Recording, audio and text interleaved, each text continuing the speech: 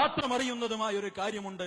ഇന്ന് നമ്മൾ എഞ്ചിനീയറിംഗിന് പഠിക്കുകയാണ്. ഇന്ന് നമ്മൾ MBBSന്റെ സർട്ടിഫിക്കറ്റ് വാങ്ങാൻ 2 മാസത്തെ കാത്തിരിപ്പിലാണ്. പക്ഷെ അവിടേക്ക് എത്തിയത് ചില വേദനകളെ ഓപ്പറേഷൻ എഴുതിയ, അതല്ലെങ്കിൽ ഉന്നതമായ ചികിത്സ വേണമെന്ന് ഡോക്ടർമാർ നിശ്ചയിച്ച ചില വേദനകളെ 2 രൂപയുടെ പെയിൻ കില്ലറിൽ ഒതുക്കി ബാക്കി പണം നമുക്ക് തന്നിട്ടാണ് ഇന്ന് ഡോക്ടർ ആവാൻ നമ്മൾ കാത്തിരിക്കുന്നത്. അത് നമുക്കറിയില്ല, അത് ഉമ്മാക്കേ അറിയൂ.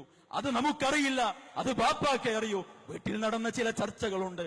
വീട്ടിൽ നടന്ന ചില ചർച്ചകൾ നമ്മൾ കേൾക്കരുതെന്ന് ഉമ്മ ആഗ്രഹിച്ച, നമ്മൾ അറിയരുതെന്ന് ബാപ്പ ആഗ്രഹിച്ച. ബാപ്പാന്റെ സംസാരത്തിൽ ശബ്ദം കുറച്ചുയർന്നപ്പോ മകൻ കേൾക്കണ്ട, അവൻ ഇന്നലെ വന്നതല്ലേ എന്ന് പറഞ്ഞ് ഉമ്മയും ബാപ്പയും നടത്തിയ ചില അഡ്ജസ്റ്റ്മെന്റ് ഉണ്ട്.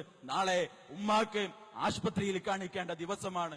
1000 രൂപ അങ്ങാടിയിൽ നിന്ന് കടം വാങ്ങിയിട്ടാണ് അപ്പൊ കയറി വന്നത്. അപ്പോഴാ നമ്മൾ ഉമ്മയോട് ഏൽപ്പിച്ചത്, നാളെ കോളേജിലേക്ക് ഒരു 500 രൂപ അല്ലെങ്കിൽ 1000 രൂപ വേണം. ഉമ്മച്ചി പറഞ്ഞു ഉപ്പയോട്, മകൻ പണം ചോദിച്ചിട്ടുണ്ട്, 1000 രൂപ ചോദിച്ചിട്ടുണ്ട്, എന്ത് ചോദിക്കും, എന്ത് പറയുമെന്ന് ചോദിച്ച സമയത്ത് ഉപ്പ പറഞ്ഞില്ലേ, ആ പോക്കറ്റിന്റെ മുകളിൽ കൈവച്ച്, ഇതാ 1000 രൂപ ഇന്നാളടുത്തുനിന്ന് കടം വാങ്ങിയതാണ്, ഇന്നത്തെ ജോലിയിൽ വലിയ പൈസ ഒന്നും കിട്ടിയിട്ടില്ല, ഞാൻ കടം വാങ്ങിയതാണ് എന്ന് പറഞ്ഞപ്പോ ഉമ്മ പറഞ്ഞു, വയറിന്റെ വേദനയല്ലേ, തലവേദനയല്ലേ, നാളെയല്ലേ അല്ലെങ്കിൽ അടുത്ത ആഴ്ച, അടുത്ത മാസം പോകാം, 2 രൂപ കൊടുത്താൽ പെയിൻ കില്ലർ കിട്ടും.